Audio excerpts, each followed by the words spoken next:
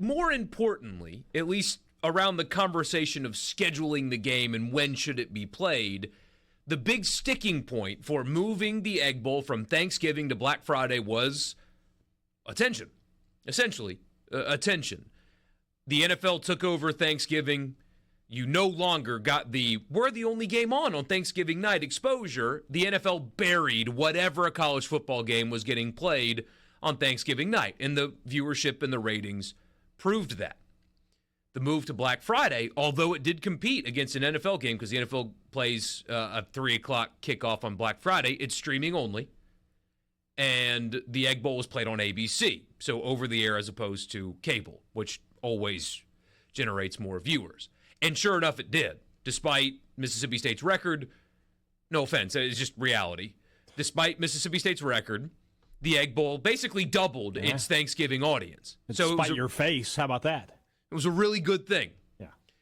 We got news today that the Egg Bowl is going to stay on Black Friday, but with a different time slot. 11 a.m. kickoff now in Starkville on Black Friday for the Egg Bowl. And if you're looking for a positive spin, no NFL to compete with at all. So even though it's just a streaming game for the NFL, you're the only show in town. Yeah. I'm sure Fox will have like Nebraska playing whoever.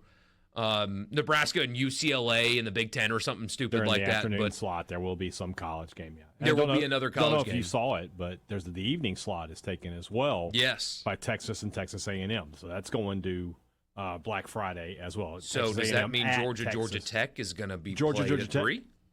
Or it could just mean Georgia Tech is going to be on Saturday. Certainly could. A&M was the Saturday game last year. Remember, it was That's right. Yeah, I remember watching it, nearly dying of COVID. It was really bad. Oh, I'm sure that's a lovely memory. I was not in a good place watching that game. But yes, Black Friday, Egg Bowl, 11 o'clock. They haven't announced the network yet. I would anticipate it's ABC, and you're not competing with the NFL. That is a very good thing when it comes to attention nationally being paid on the game. So, and a good day for Mississippi State fans, I think. 11 a.m. kick. I get that 11 a.m. is not super attractive. You'd like to be able to tailgate a little, but it just kind of is what it is. And then a evening or a late afternoon. They haven't announced a time for it yet, but Mississippi State's game in the SEC ACC Challenge will be at the Hump that night. So you've got a Mississippi State football basketball doubleheader against SMU. Now, I do have a question about that. State was already playing SMU this upcoming season, right? They played at SMU last year. The return game should have been this year in Starkville. I don't understand how the challenge game is SMU. So I hope State is going to pick up another quality opponent to replace that, because it felt like they should have had SMU at home and another game on top of that. I'm also confused as how State, I guess the SEC ACC Challenge is different than the Big 12 one, because State hosted last year. They hosted Pitt. That's right. So I'm not quite sure how they got 2 home games out of this. I don't know those details at all. You know what? Who cares? It's a good thing. It's a good thing, yeah. So State will have a full day of athletics. Robbie Falk already in the lab. He's working out the science. This may be the biggest test the science has ever seen. The Egg Bowl and a pretty big stakes basketball game for Mississippi State all on the same day. The science, of course, for those of you that are not podcast listeners, which is the overwhelming majority of our radio audience. You should know what the science is. We've talked about the science on this program. But in case they don't, what is the science? The science is simple. Mississippi State cannot win games across 2 sports in one day. It is just every time basketball and baseball go head-to-head, one of them is losing. Unless there's just some sort of extenuating circumstances. The basketball or baseball is playing an unlosable opponent. Yeah. But that's very rare. When you get into basketball is going to be in SEC time when baseball starts up. So it's just tough. Yeah. But I've seen some football basketball doubleheaders in my time, and usually only one of the teams wins. So. Yeah. If you guys listen to the show or have listened to the show for a long time, you know that ratings interest me. It's just something that I pay attention to. I'm interested in. I would like to think I know a lot about it and understand the trends and all that stuff. 11 a.m. stinks. It just does. It's hard for fans. It's not as fun as 7 p.m. You don't get to tailgate all day, especially after Thanksgiving. There is one thing that I'm quote unquote worried about is, let's pretend for a second that State comes into it with a record that's not particularly desirable. Mm-hmm. Are you going to get a bunch of fans to want to wake up early in the morning to get to an 11 a.m. kickoff when they're 3-8? You know what I mean? Is that something that would be detrimental to a crowd? I don't know. Well, we'll see. But when it comes to exposure, this is and will be the highest rated Egg Bowl in quite some time. I mean, probably since Vern and Gary called it. What was it, 2014 is when it was on CBS? Yeah. It'll be the biggest number since then. Yeah. Real quick, somebody just texted us as that's not the ACC Challenge game. That's interesting. If you look at the release from State, they do say this is the completion of the home and home. But I had a source at Mississippi State tell me today that it was the SEC ACC Challenge game. So I'm not quite sure what's going on there. But apparently, I think the texter is correct that it is not the ACC Challenge game. So it's just the culmination of the home and home series with SMU, which means State will indeed have another high-profile game, likely on the road, I would imagine. Good. John says the NFL's pathetic. They already control everything, and he says gag. They do. And, there's a law in place, like a federal law, that prevents the NFL from scheduling games on certain days. Mm-hmm.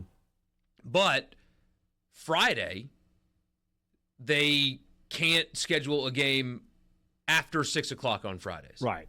That's why they play at 3 o'clock on Black Friday. Right. Apparently, Ted Cruz is very upset about this, and he's going to try to put a stop to it. Okay. Definitely, definitely something that our country needs. Yeah, that's very among the many pressing things that are happening in Washington. Yeah, that I'm so will glad affect that our we're taking country that on in a positive way. That's one of them. Yeah, thank you, Senator Cruz. But couldn't do it without you. There are laws against the NFL just taking over the entire schedule of everything. But I mean, John, if you're being honest, wouldn't you do the same?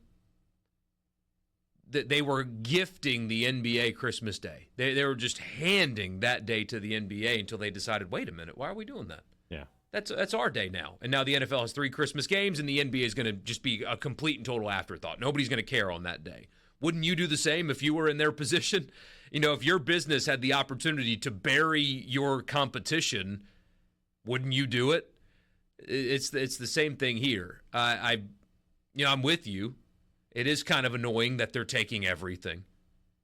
They're even looking into playing an international game basically every week. So you'll have like a 9 a.m. or an 8:30 a.m. kickoff every week. We don't need that, do we? Do we really need that? People will watch it, but sometimes it's good to have a few hours in the morning without a game on. Yeah. Maybe you should just give yourself a little time. Yeah. I get it. So. But that's what they're doing. They're trying to bury everyone and everything because they can, and they know that they can, and so that's what they're efforting here. But for the Egg Bowl now, you don't have to worry about it.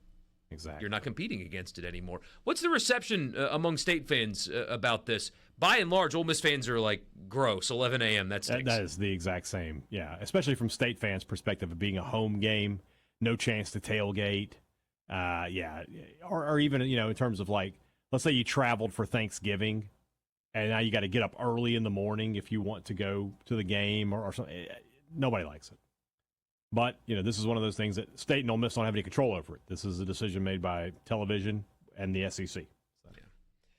Somebody says, bad deal for the people that have to travel from the coast and other areas since Thanksgiving is the night before. Yeah, that's a major downside with this is simply that. It's not your typical 11 a.m. kickoff because, of course, there's a very important American holiday that happens the day before, and it might kind of turn people away being so early. Ideally, you want Black Friday at night. That would be the perfect time slot, but they're giving it to the more high-profile matchup with Texas and Texas A&M. So good for exposure, bad for those of you that want to go to the game that don't live in the general area. I mean, that's tough for people that live in the Jackson area. It's tough for everybody.